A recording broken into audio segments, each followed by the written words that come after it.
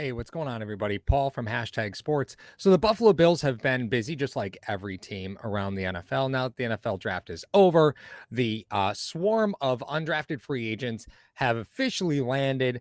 Buffalo signing 9, if I am correct.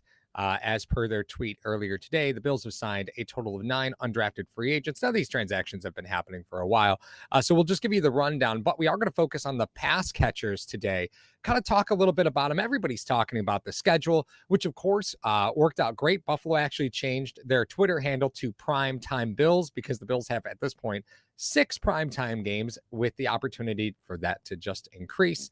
Of course, you're going against the Rams and then against the Titans on Monday night. And we have something special planned for the day before that Monday night game. More details when Mario and I get in the car this week. So the undrafted free agents are in no particular order. Derek Kerstetter, Alec Anderson, both offensive linemen. They did sign another offensive lineman, Tanner Owen. Running back Raheem Blackshear. Cornerback Trayvon Fuller, defensive end Kingsley Jonathan, and then the 3 players we're going to talk about: Neil Pau'u, Malik Williams, and Jalen Wydermeyer. So those are going to be the 3 players we talk about, are those final 3. We're going to just play some things about them. A lot of you may not have seen them play any college football. I grabbed just a one game, a couple plays just to kind of glance at, talk about them a little bit as a player, why they might be a great landing spot for Buffalo, and what Buffalo might be showing us with some of these signings. So welcome everybody.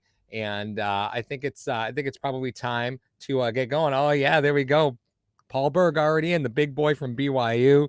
Yeah, we will get there. We will get there. And yeah, we get the Lions on Thanksgiving. I know D-Wagon, you're a big fan there. Thank you for joining us. I know you're a Lions fan, but hey, that's what we do. All right, so let's get talking about some of these players. Very first, well, actually, before we get to that, let's talk to Hello, fellow Bills fans. Sean Rogers, realtor and lead of the Mr. Rogers Homes team. Did you know that real estate is one of the best ways to build wealth, and right now is one of the best times to own an investment property in Arizona? Please reach out to me. I'd be more than happy to answer any of your questions so we can take the next step to your financial freedom here in the Valley of the Sun, utilizing real estate. As always, God bless America and go Buffalo!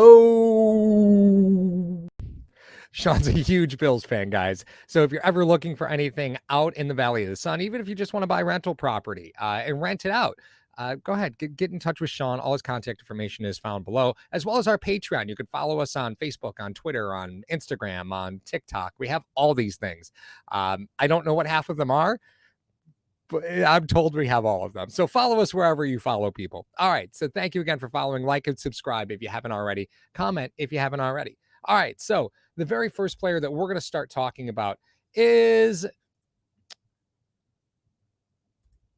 Malik Williams. Here's the deal about Malik Williams. Small college, right? Appalachian State has actually been a really fun college the last few years to watch. That program is really starting to come around. They're getting better and better football players.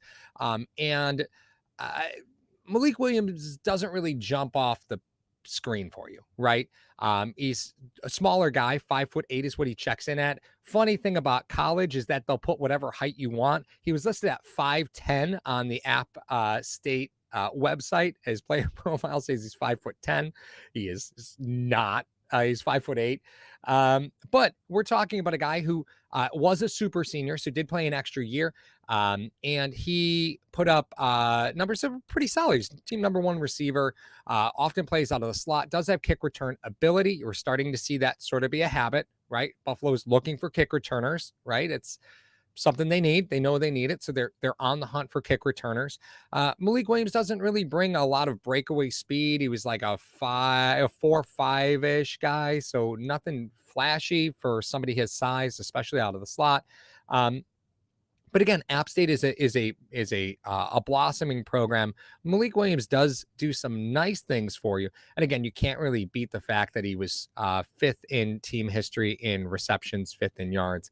Not a ton of touchdown production, given the volume of targets that he saw. But again, it is what it is, right? You can't have everything. all in all, Malik Williams, very, very solid player. Again, a little undersized, but Buffalo is on the search for slot receivers. And that's the weird thing here is they actually have a mix of slot receivers, especially when you sign a player like O.J. Howard. Like, okay, well, you plan on playing O.J. Howard, so how important is the slot receiver position if you're going to be running 2 tight end sets? Well, typically, the only way you're getting a slot receiver out of 2 tight end sets is if you're running with no running back. And that would be a big personnel change. Maybe we see it a little bit more with Ken Dorsey, but maybe not. So let's take a look at Malik Williams just a little bit. So Malik Williams is going to be right here in the slot. Does a really nice job of finding soft spots in coverage. Does a good job of getting his hands out, catching the ball. Early in this game, he got absolutely hammered early in this game, and then comes back for a reception right away. Really nice job tracking the ball. That's the one thing I will tell you about Malik Williams. He really understands his route concepts and knows where the ball is. And everything you see of him that's really successful are ultimately these inside routes. He reads that. He reads the inside and the safeties really, really, really well. And unfortunately, this one gets brought back. It's not ruled as a touchdown. But Malik Williams, again, another one of these guys that's pretty automatic catching the football.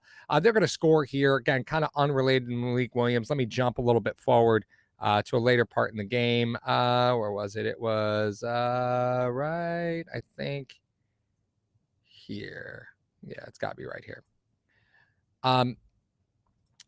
So close game here. It's 27-27. Great game in total. If you again, these smaller colleges can really put forward some pretty nice games. Yeah, staring down left side. This is not Malik Williams, but this is going to set that right up. Sutton actually played a really good game here too. Yeah, small school colleges, man. Mistakes. Where is this play I'm looking for? I may not find it. It was just one. It's a play that just kind of ices. Oh, here it is. There it is. Oh, let me jump back real quick. Malik Williams is the go-to. So you see right here, they need to move down the field to get in field goal range. There's Malik Williams again. We'll just go back and just watch those two real quick. There's that fumble. Again, you're not looking at the best quarterback play here, but not a bad job. Here we go. They're going to go to Malik here. Again, watching that inside route. Does a good job reading those inside routes. And then finally with the game on the line. Again, you're looking at 2 minutes. You got to get there. Beautiful job. Right. Beautiful job. Malik Williams is a very, very, very nice player. Again, how much is he really going to help you? Well, I mean, it depends on how much you really feel like you need that position right now. You went out and got some players. It might be tough for him to make this football team, but practice squad all day long, right? Again, it all depends on that kick return ability, and he can kind of play that slot receiver position for you. Again, catching the football for him is pretty automatic, and that's something that is really, really, really nice to see. Hey, what's going on, Leo? Good to see you, my dude. Good to see you. All right. Oh, come on. Don't be bagging on me for the hat. Come on now. All right, next player we're going to talk about. This one is Neil Pau'u. He is from BYU. And now, interesting thing about this player is, first off, receivers from BYU, often not a thing, right? Like, let's be honest. Receivers from BYU, often not a thing. But when you had Zach Wilson as your quarterback last season, then you come in and, well, not last season, 2 seasons ago, and then you play last season. Neil Pau'u actually lost the last half of the season to a lower leg injury. Not a lot talked about. He was in a cast for it and ran just a horrid 40 time. He ran a 4.7 40 time, which as a receiver is just, it's a kiss of death, right? Shouldn't have run it. Ran a 4.7. Yes, he's 6'3". Does a really nice job again of body control. BYU used him in a lot of contested catch situations. Good job high pointing the ball. Nice foot control. Pro level touchdown work. So what I mean there is when I'm talking about like those toe tapper Gabe Davis receptions, Pau'u does that already. Now, again, a lot of that was with Wilson from 2 seasons ago, but the ability is definitely there. Fun guy, but again, not a burner. Does a good job out of routes, but we'll talk about that a little bit. He was the team's #1 receiver, so he is coming out early. But again, you kind of, if you're him, I don't blame him for coming out early, even though he's coming off a lower leg injury. The quarterback play at BYU often isn't anything to write home about, and it isn't right now. So I don't blame him from coming out a little early. Unfortunately, that leg injury probably cost him from being able to be a 6th or 7th round pick to falling into that undrafted status, but that's okay. Buffalo is snagging a really nice player. Again, catching the ball, automatic at the wide receiver position. So let's take a look at some of what he offers. I'll bring up a little bit more of the film, and let me go full screen for us. All right, here we go. Again, another close game, BYU versus San Diego State. Pau'u wears #2. Should be right about where he is. And you're going to see a lot of receivers. Yeah, that was the reception. Let me jump back real quick. You're going to see a lot of receivers, undrafted receivers specifically. There's Pau'u in the slot. He plays a lot in the slot actually for somebody 6'3". They do these jump cuts, right? Devontae Adams does them better than anybody in the NFL, and at the college level, a lot of players do them. It's kind of a I don't get. I mean, at this point, the guy's giving him a 10-yard bump, off the route. Is it really necessary? Not really, right? Sometimes it's just a timing thing. It sometimes can be a bad habit too, and sometimes it's a deceptive move. It just kind of depends on the player. Pau'u, I think, is more of a timing issue. He's just trying to time his route up with the read, but maybe I'm wrong. So watch that one more time. Here he is for you at the top of your screen, playing in the slot. Again, nice little easy sitting underneath coverage. Can't ask for much more. Nice awareness. Does a really good job. And what more could you really ask for there? Just running a clearing route for the underneath. Field goal is going to come in. Pau'u, again, same thing. Does a lot of really nice goal line work. Let me get to another play of his. This is not one. I'll tell you what. This kid that was flashing out #5 is one hell of a player. There's Pau'u. Again, just finding those soft spots in coverage, just sneaking underneath him. A player his size, that's a great advantage for him to have nice awareness. And the funny thing, and I'm just going to pause this real quick. The funny thing about when you watch like San Diego State versus BYU, okay, you're seeing somebody with the number 96 downfield. Normally that would be a big time problem, don't you think? No, he's a receiver. And you know what? He's not the only receiver with the number 96 because San Diego State has one too. It's just one of those things of these small colleges. I mean, BYU is not a small college, but in the world of Division I pro football, they are. And it's one of those things that just kind of unilaterally amusing, right? You never see a number 96 running down the field. At first I saw it, I go, what the hell? And then I'm watching the game and I look at BYU and San Diego State, same thing. There was a receiver wearing number 96. It's kind of funny stuff. So is Pau'u, a nice pick?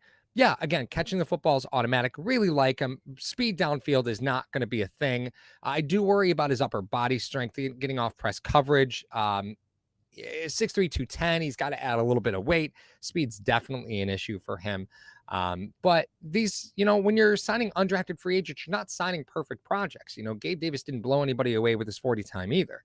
But again, catching the football, automatic. The downside with BYU is the route trees are pretty limited. They have a tendency, like in goal line situations, to just roll out and throw the ball up. That's where Pau'u does a lot of his damage in goal line situations, is just sitting in the back corner of the end zone and just toe tapping his way down. And if that's the type of player you're looking for, bring him on, right? Bring it on. Is he going to be able to contribute on special teams? Really didn't play very much in BYU. So again, it's kind of a toss up here. Does he make the roster? No, probably not. Is he somebody that, again, could probably slide to the practice squad? I would say not initially. Likely a player that they will probably slide. They will waive after training camp. They'll waive him. He'll sit out there for a few weeks, and then once they get all the roster moves worked out, guys that were injured that had to make the roster to be put on IR, and they start signing more guys back to their practice squad. Depending on the preseason, that's a maybe. Route running's not great. Hands are automatic. Speed's not great. Strength's not great. I know that's not a lot of positives, but when you watch him, he's his team's leading receiver. So smart play by Beane. Go get a team's leading receiver, and he missed a bunch of games, and he's still the team's leading receiver. Smart play, right? These are the plays that make you good football teams. Go ahead, go do it. Let's take a look at the chat and see what's up. Troy says you missed the car videos. Well, actually, Mario and I are scheduling to get back in the car tomorrow. So we are good there. Did you guys see the Bills schedule reveal video? It wasn't great. It was okay. It wasn't great. The Seahawks had a really good one. The Seahawks one was good. They did a really good job with theirs. Yep. And did we sign him? Yeah. These are all players that are undrafted free agents. They are all currently Buffalo Bills. Okay. Last player we're going to take a look at.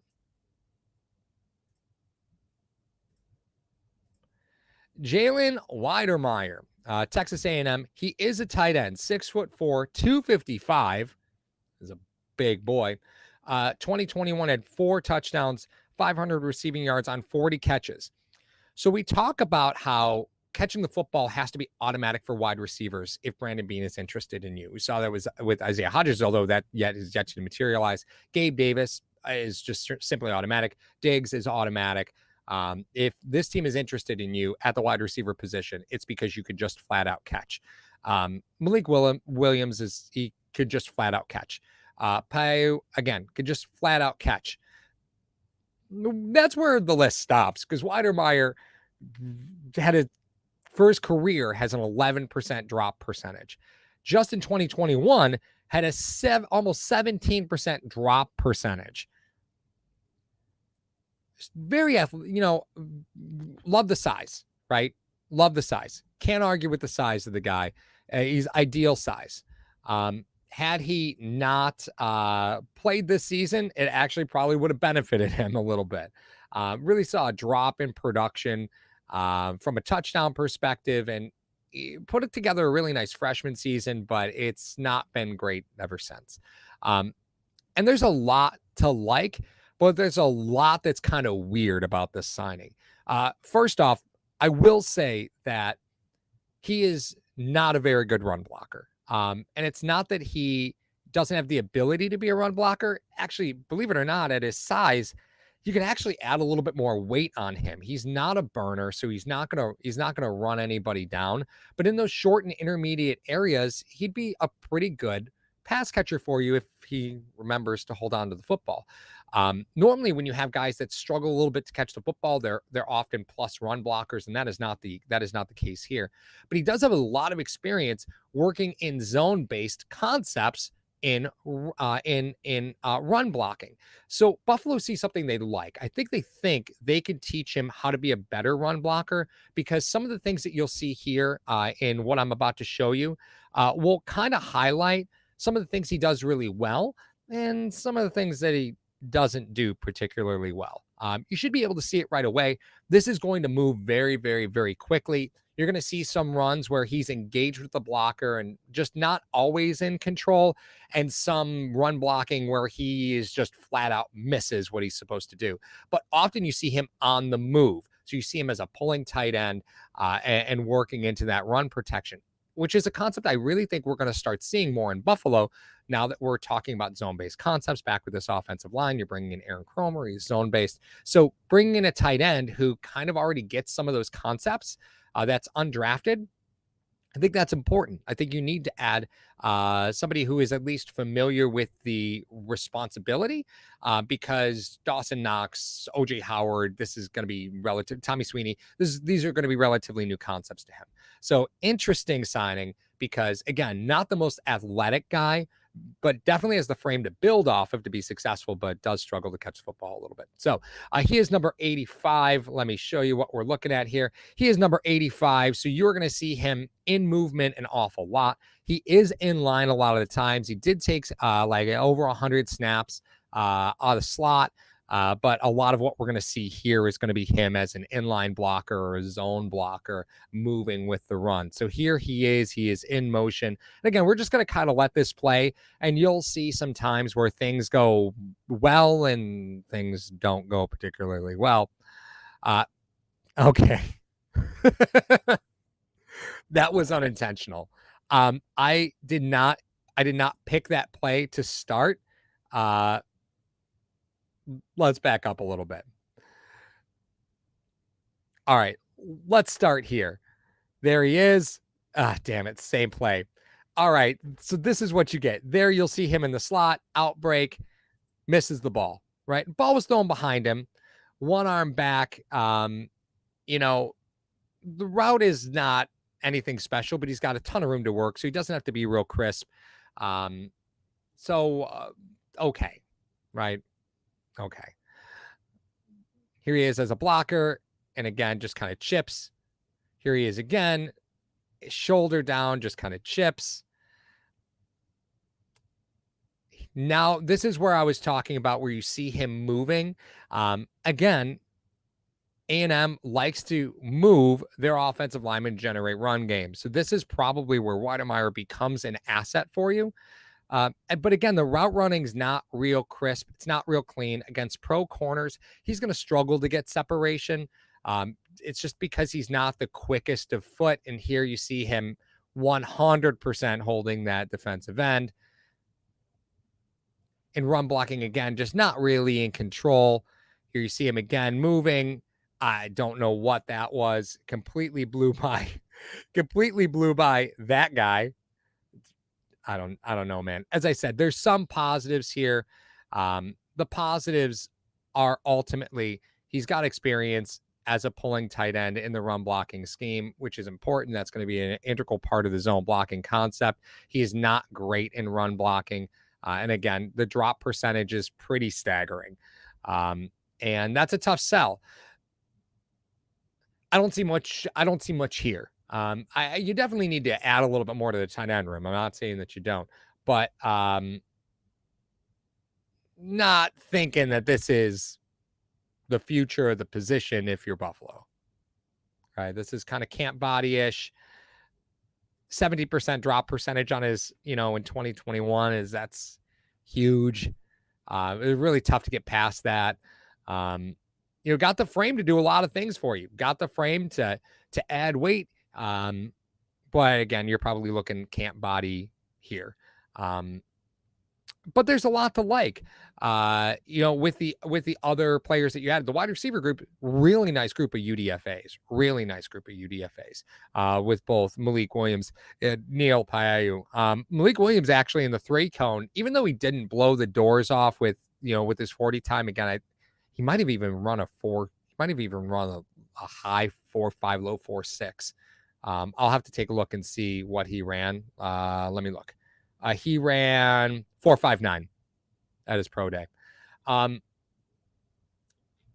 Even with that, he put up one of the best 3 cones. If he was at the combine, would have been one of the top 3 cones in at the position. So short area quickness, really important at that slot receiver position. So that's what Buffalo is kind of chasing there with Malik Williams. Again, Jalen Wydermeyer, probably not much there. And Neil Pau'u, love the size. Anytime you can add a team's leading receiver as an undrafted free agent, I think you do it. I don't blame him for leaving school early with an underwhelming season. I say underwhelming because the numbers aren't really phenomenal for being a team's leading receiver. But I don't blame you. I don't blame you at all. So a good look at what's happening in Buffalo with adding some pass catchers. Now, they did add Raheem Blackshear. It's a running back. We will get into all that again. Mario and I are getting in the car this week to film. Hopefully, we're still trying to work out schedules, but it looks like we're going to be good to go. So you'll see those episodes all week. Otherwise, Paul from Hashtag, thank you for watching this video. Of course, you can follow the Patreon. Thank you to Sean, Mr. Rogers Holmes. Like, follow, subscribe, comment. We read every comment. Follow us on all the socials, even though I don't know what half of them are. Anything you guys need, we're always right here. Thank you, Hashtag. And we are going to be making a big announcement for an event the day before the Monday night game in Buffalo. So we're really, really excited about that. And we'll have official announcements coming this week. So thank you again. We'll talk to you guys soon. Have a great week. As always, like I need to say it, go Bills.